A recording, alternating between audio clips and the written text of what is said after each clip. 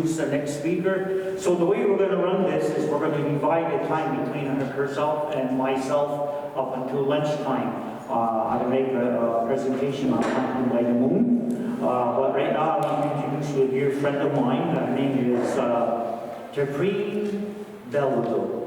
I call her Madame Bijou. And the first time I met her was through Ganosomo. He asked me if I would go do an opening ceremony at this big event that she was having in Asian townships, and it was all related to agriculture, and most of the people there were vegans. And I said, well, I didn't see Mrs. Spock here anyways. I was rather disappointed. But when I got there, they had all these little pup tents all over the place on the hillside. And I said, wow. My first question, I said, what time did Jimi Hendrix play? Because I looked like Woodstock with all these things. But the other thing that I always remember till this day, right where they were, there was all cannabis growing everywhere. Beautiful dark green. And they were between 6 and 8 feet tall. And it was all fed, and the ground was worked with compost. I said, this is Cheech and Chong heaven. And down the street, where they had other cannabis growing, and they weren't applying any type of soil amendment, they looked really not so great, not so happy looking. They were only 3 to 4 feet high. So there was a big difference between where they were using compost and where they weren't just using whatever type of synthetic soil amendments. So this is really something. So right now I want to introduce a new friend of mine, Teprine. Madame? So I have a seed farm. I have been running the seed farm for 7 years. I work in individual seed packs, selling seeds, but it's the only event that I will be publicly selling seeds. I have still my company online, but I feel like I want to evolve my relationship with seeds, which is why today we've invited Alex up with me. We're going to be working on a tree seed project, and I'm going to let her explain it. I just wanted to say that I was born in Diodage on the mountain. And I think my relationship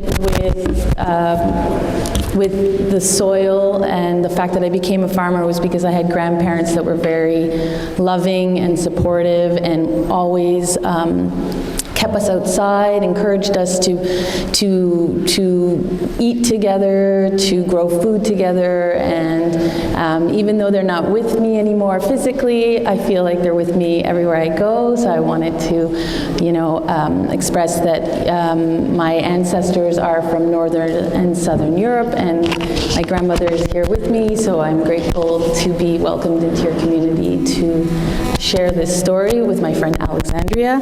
And just to sort of add on to what Stephen was saying, is like build it and they will come. My farm was a Monsanto cornfield basically when we arrived, and we just stopped growing, like stopped tilling. We just let it be, and we just dug a hole and added water, and within 5 months there were frogs, and we had snapping turtles, and all of this life came back to the farm. And it was just sort of this reminder of, okay, just slow down, let the nature do what it's supposed to do, and let things just sort of heal. And so it's what we've been doing for the past 7 years, and we're working really hard on living soil and doing lots of, I'm moving into perennial plants that I don't have to pull the roots out of the ground every time. Just let the soil be quiet and calm and cover it up with ground covers. So I am very excited to introduce Alex. This is, I met her because my old boss introduced me to her when she's probably regretting it, because she has this amazing tree project, and I ended up quitting my job and jumping in on this wonderful tree project that we'd like to introduce to you here today. Hi, my name is Alex. I am here to talk to you about an organization, a nonprofit organization that we're starting. A little bit about myself. You know, I grew up in Cobourg, Ontario, on the unceded territory of the Chippewa people, and I, you know, did many things outdoors: canoe tripper, camp counselor, youth advisor, and then I became a wildland forest firefighter in northern Alberta. And in Fort McMurray, we would, you know, because the landscape above Fort McMurray was just so vast, we would have to take these helicopters and man up across the territory that we were working, and we would sit down and just wait for the fire, because there was lots of time waiting for fires. And in that time, we were in places where we would have discussions on whether people even came here before. And through osmosis, you know, I started to learn a lot about the forest. And in that time, I was reading about permaculture and systems and how it all made sense. And then from there, I was mentored from Ken Wright with Wright Farms, who was a native seed picker, trees and woody shrub seed picker. I spent time, I showed up, baby in my belly, you know, RV in hand, camped on his land, and what he taught me was I was learning the rhythms of the forest in Fort McMurray, but what he taught me was the cadence of the seeds, you know? And how it's such a slower, the cadence of the seed and how life is born, essentially, you know? And so, after listening to all these invasive species issues, I just want to apologize for the terrible behavior from the settler society on our earth, you know? And Canopeum is just, it's like my only way I can apologize for the crappy things that happen, you know, on our earth, because anyways, so this is Canopeum that I would like to present to you all. Thank you. One second. What? I don't know how to work it. Okay, I'm going to read this because I actually just finally made the tool in words. And I presented to the CIPSL, it's the Canadian Parks, Protected and Conserved Areas recently. And so I have to actually really remember. That's all right with all of you. So we need transformative climate solutions now. Planting trees can be a powerful solution for capturing carbon, you know, if we do it right. But we're not doing it. There's lots of things that are going wrong in the tree planting industry, and it's not effective at all. In fact, it's detrimental to everything. And current sapling supply is inadequate to regrow healthy forests and rebuild ecosystems effectively. Native seeds and saplings are required to properly regrow our forests and meet targets set out by the 2 Billion Tree Program and many, many other planting organizations that are saying, let's plant trees. But there's no system in place to provide local native stock on a large scale.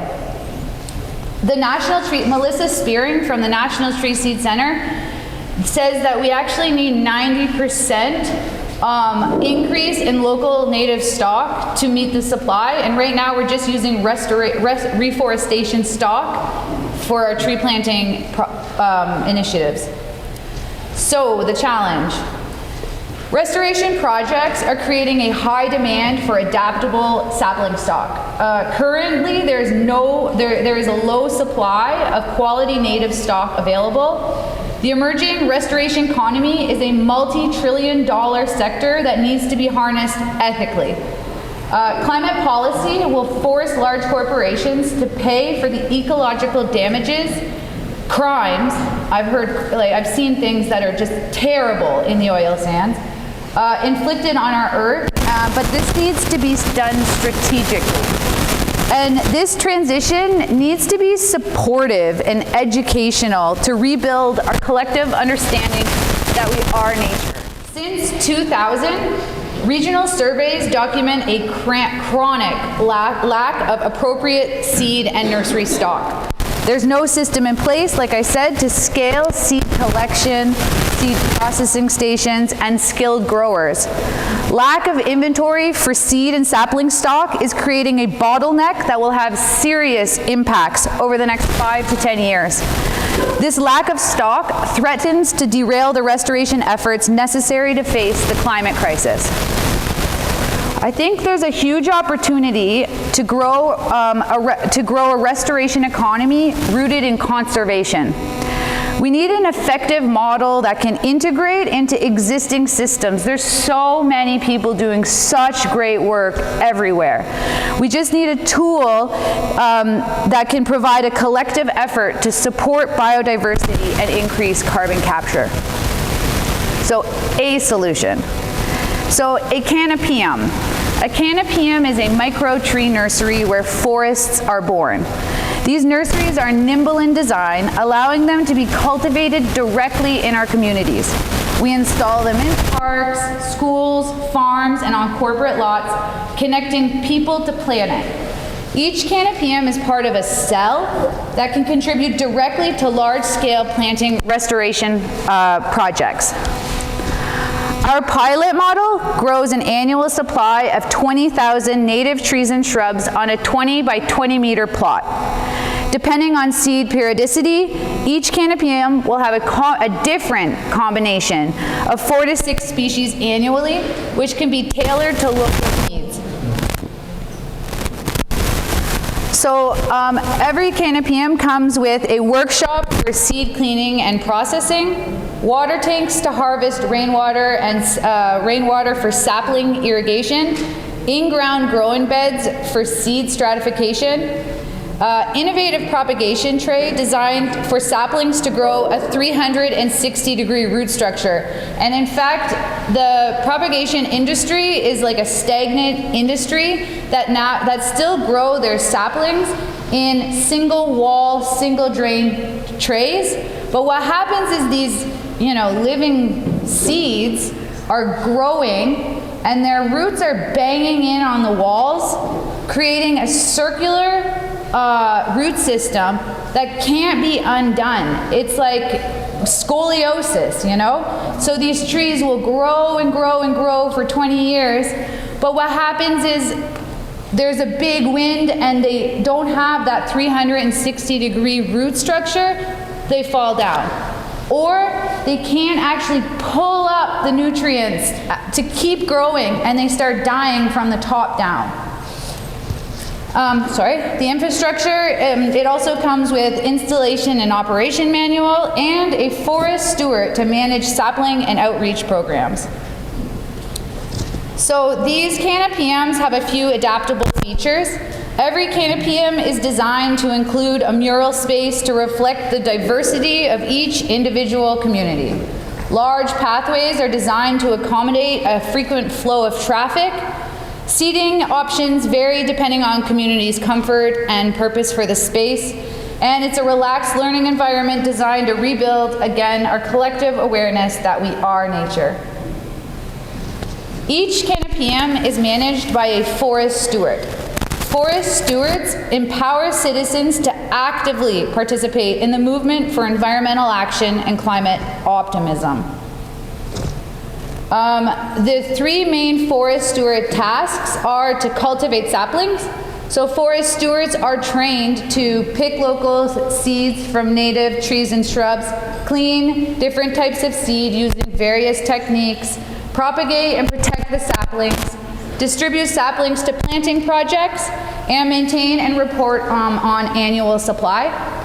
They're taught to engage with community members and help communities connect with nature through workshops on seed picking and sowing, provide interactive curriculum designed to educate the wider public both virtually and on site, become the local connection for planting projects and research through our community grown saplings. And then they collect data. The forest stewards are instructed to provide detailed seed crop reports. They're the eyes on the ground, walking in the forest. One of the main tasks of a forest steward is to simply just walk daily and report on observations in our forest. Last year there was rust on all the leaves, you know, and it's to start collecting this like on the ground knowledge of what's happening in our forest system. They provide and collect extra seed for the National Tree Seed Center. They collect annual data and methods and planting success rates for those planting projects, and they collect data for interdisciplinary and independent research studies. Many people are planting and saying they're going to be planting trees, but there's no way in system to report whether they're actually successful or not. Our forest stewards return biannually and annually to make sure that these trees, what people are actually saying, are happening. So an app and platform. Through our online platform, forest stewards and our research partners work together to support sapling propagation and restoration efforts. By connecting communities across the country with our app, we can build a national movement for environmental reform. So our platform is designed to connect restoration projects to research to saplings, and saplings to communities. We matchmake university researchers to our forest stewards. We collect and input data from interdisciplinary research. The platform is designed to be both scientific and community-based to paint a holistic picture of ecosystem interactions. And this becomes that third-party verification system for planting projects to ensure successful results and build sponsorship confidence. The social app is designed to connect citizens to a network for positive environmental action, to foster active participation by teaching people the rhythms of the forest and the cadence of the seeds, to inform citizens of local workshops delivered by the forest steward, and to connect nonprofit environmental organizations to communities to establish long-lasting connection. Our nursery partnerships. To maximize immediate impact and carbon capture, we need partners across the country to help us grow. Our nursery partnerships include parks, so national, provincial, and municipal parks. Installing in these parks are designed to augment the public's understanding of ecology and biodiversity. The forest steward fosters an awareness for cultural and heritage importance of native species. And the nurseries in parks are a way to connect past, present, and future generations through outreach programming. We install them in Indigenous communities. And these installations in Indigenous communities are designed to complement and reinforce, and I quote, a traditional economy which is grounded in the cultural practices and the abundance of natural resources. Saplings become an asset, and I quote, that contribute to the sustaining a local economy that will support the development of a strong and sustainable regional economy. Those quotes came from the Rise Together, Achieving Pathways to Target 1 by Ellie Enns and Danica Littlechild. We install in educational facilities. One second. Installation in educational facilities are designed to educate people from kindergarten to university. Age-appropriate curriculum is designed to engage students in the life cycle of a tree, from seed to forest. Forest stewards empower students to build a youth-driven environmental movement locally. I think there's a revolution in our youth. And this is intended to connect the local community to wider objectives for habitat restoration and reconciliation. And on farms. These installations on farms connect farmland to conservation and restoration efforts. Utilizing existing infrastructure allows farmers to diversify farming income. Partnering farms with the schools results in a multiplying opportunities for youth involvement, which I can talk about after. And this is intended to strengthen the connection between communities and ecosystem rehabilitation on our regional lands. So the cost of these canopeums, there's the base model, and the base model includes everything that you need to get going. If you have your in-house builders or your in-house team to put up a fence, a workshop, it comes with harvesting equipment, all the irrigation system you need, the propagation system, the planting system, and the safety and signs. It's the base model. Depending on site requirements, there's options for water tanks, solar panels, and a few other things that go along with it. And then if you do not have the labor to install these, there's the turnkey model where we provide the support to connect, local builders to the project, and we make that happen. Execution. So Canopeum intends to build social and economic wealth through the restoration of local ecosystems with a carbon compensation program. Governments, large corporations, local businesses, and individuals sponsor the saplings as a subscription model.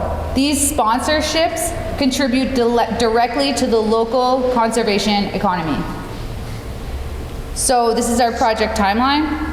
We're in year 2024. By the end of 2024, we hope to build partnerships and install the pilot canopeums and establish a forest stewardship training program, which is that curriculum. In year 2, we want to connect the platform and the app to those canopeums. And then we want to connect the planting organizations to the sapling and to the research.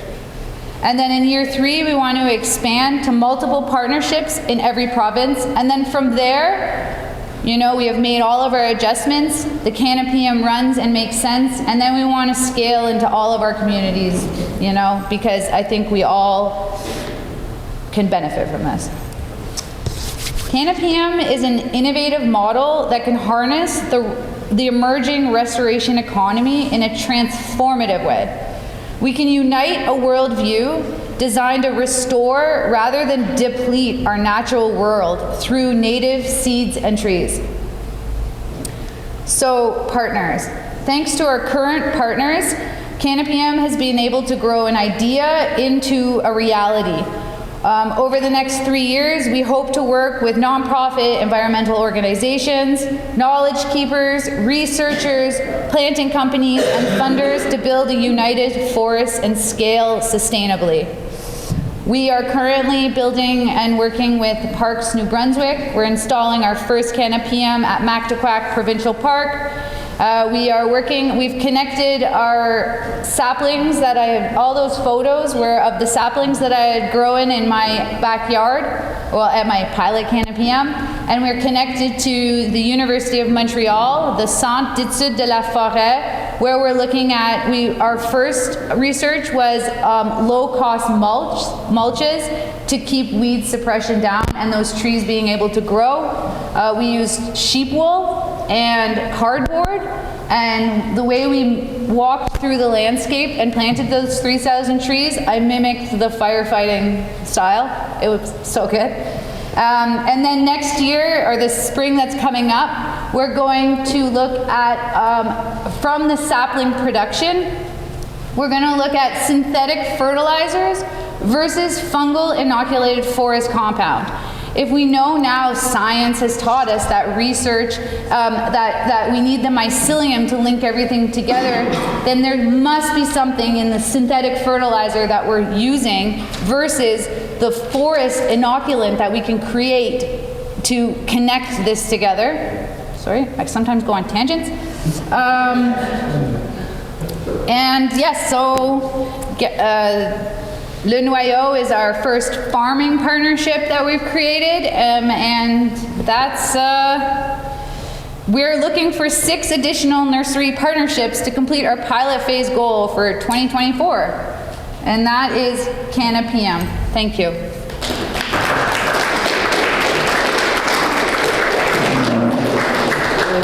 One thing that's important, the 2BT is 2 Billion Trees has a really big granting opportunity right now, and there's a specific stream for Indigenous communities. So there might be ways that we can find money to like completely fund this in communities, and that's what we would like to do. We would like to make it that some of these businesses that have been doing business as usual and buying fake carbon credits to, you know, like sequester carbon in parks that are already protected, have a responsibility to actually do some real action. So there is funding for this, and we would like to work with people to find the funding so that communities shouldn't have to pay. Yeah. Especially in this first round. 2BT told us if we can find 25 places for Canopeum, they'll pay 50% of it, and I think it's a different section for Indigenous communities. So there's ways to get these Canopeums, and there's money that comes out of the Canopeums and goes directly to the communities. And most of the money goes right back, because we're a non-profit organization. All the profits just get reinvested in education and environment,